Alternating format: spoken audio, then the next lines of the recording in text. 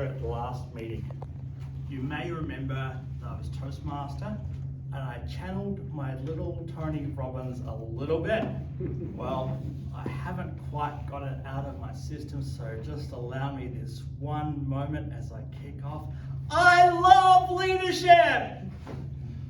Way back when I was 15, I hadn't been in church. I was in this new church. I hadn't been there very long, and a friend gave me this book called "Hand Me Another Brick" by this Christian writer called Charles L. Swindoll. And "Hand Me Another Brick" was a practical guide to leadership based on one of the books in the Bible. And from the moment I started reading it, I was hooked on leadership. Now, in the time since, which I'm not going to put too much emphasis on this, but in the time since, 37 years, I have read a lot more on leadership, but I've also had the opportunity to serve in a number of leadership positions, both formal and informal leadership positions. And so I've been able to put a lot of thought into developing, leadership styles and particularly coming up with what I'm calling the ultimate leadership style, which is what I'm going to be talking about tonight. So as I go through tonight, I'm going to call out 3 lessons I've learned about leadership over the past 37 years, which will culminate in helping you develop the ultimate leadership style. So the first thing that I learned about leadership is that leaders learn to become leaders. No one is born a leader. Absolutely, some people are more charismatic than others, and some of us here, I'm not going to point out anybody here or anything like that, are very, very handsome and good looking, and everybody just wants to be around us, but I'm not going to name names. But yeah, some people do. Some people have that charisma. They're naturally outgoing. They love talking to people. They love getting to know people and connecting with people. And it's very easy for them. People want to be around them. But you don't have to be charismatic to be a leader. I want to, just as a starting point, I just want to share a definition of leadership which I came up with earlier this year, and I'm coming over here to say it. Which is, leadership is getting a result while ensuring everyone has a great time along the way. And so that's everybody can become a leader, and all it takes to become a leader is to develop one leadership style. And everybody has developed at least one leadership style or one dominant leadership style in their life, because everybody has had the experience of influencing a person or a group of people to get a particular result. And to do that, you had to do it the same way you've done everything else you've mastered in your life. You've had to learn a new skill. So as part of this project, for this Toastmasters project, I had to do the Understand Your Leadership Styles questionnaire. And what I discovered, it didn't surprise me greatly, but the idea is it would tell you what your dominant leadership style is. Now, with a score of 24, I had one which had a score of 24, but then I had a score of 2 which had 23, and I had 2 more which had a score of 22. In other words, there's barely a difference between 5 of them. In other words, I have 5 dominant leadership styles. And that's been quite deliberate.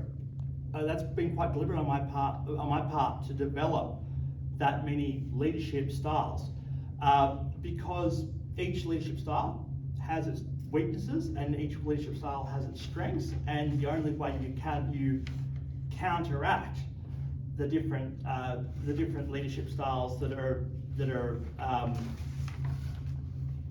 the weaknesses of those styles is to develop a repertoire, a range of them. And that's my takeaway for you tonight. Develop the ultimate leadership style, develop multiple dominant leadership styles. And so the second point that I have is that leaders learn new styles to meet the needs of their teams. Now, I used to be president of City Centre Toastmasters Club. And City Centre Toastmasters Club is a very multicultural club. It's always had a lot of people from all around the world who come. There are a lot of international students, a lot of people who are working in Australia but have come from overseas. And I found that I had a lot of people who we'd have our leadership meetings, and the Chinese members weren't so keen to open up and share their ideas. And I'm like, they're very quiet. And I'm like, that's okay. I understand there's cultural differences here, and the cultural concept that's at work here is called saving face. In China, they want to save face, and they don't want to make anybody, particularly their leaders, look bad, so they don't want to share ideas that could do that. So I had to develop a different approach. And so what I did was I reached out, I developed used a coaching style and sat down one-on-one. And I found these Chinese members, when you dealt with them one-on-one, they would give you brilliant ideas. And so how do you, that's one way you can develop new leadership styles, is when the need arises and you have to develop it to address a particular need of your team. There's another way you can develop leadership styles, and that is to always be developing leadership styles by always being learning. And I mentioned at the start that I got into really understanding leadership from reading a book, and books are a great way to develop leadership skills. And one of the there's a saying, and this is my third and final point, is that leaders are readers. And from books you get to learn practical leadership skills. I said to Brendan I wasn't going to mention Carnegie, but I may as well throw it in there while I can. But there's also but there's also like biographies of great leaders are perfect ways for you to be able to learn skills and be able to think through the same kind of problems that they were facing and how you would handle those situations. Looking at one of the great leaders of history, who was also a great reader, is Napoleon. Napoleon had a personal librarian. Every time Napoleon went into battle, he took a portable library with him into battle with him. And because of how much reading he had done, when Napoleon was starting out his career, his superior entrusted him with a lot more responsibility than would be ordinary for his age, because he educated himself, he read so much. And so my question for you is, are you a reader? And when I say, are you a reader, I'm not meaning audiobooks.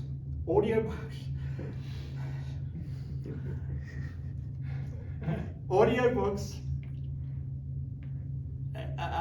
that's not reading, that's listening. It's a different mental skill set, and you don't get the same kind of information. You can absorb information through listening, but it's a different kind of information, different thing. What I'm asking when I say are you a reader, I mean, do you sit down with a book each day and read?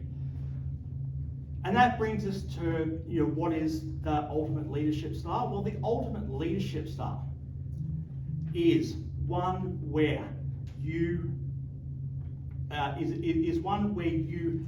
adapt the appropriate leadership style to the situation that your team needs in the moment. And in conclusion, leaders are not born. Leaders learn to be leaders. And a good leader will have one dominant leadership style. An outstanding leader will have multiple leadership styles, because that allows them to compensate for the weaknesses of any single leadership style. So my final question for you is, do you want to be a good leader or do you want to be an outstanding leader?